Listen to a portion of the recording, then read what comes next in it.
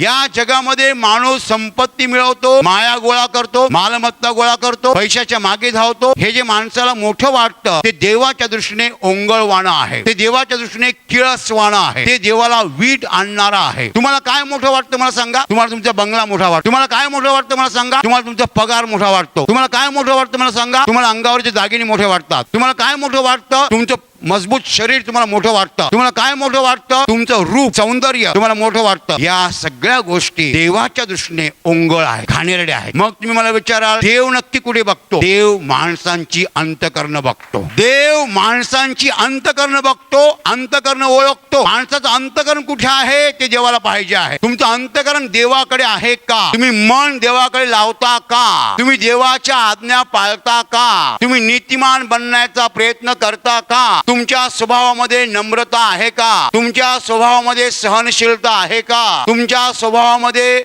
ममता आहे का? तुमच्या स्वभावामध्ये दया आहे का? तुमच्या स्वभावामध्ये क्षमाशीलता आहे का? तुमच्या स्वभावामध्ये माया किंवा प्रेम आहे का? जर हे नसेल तर तुम्ही देवाच्या दृष्टीने ओंगळ, कंगाल आणि दरिद्री जीवन जगत आहात.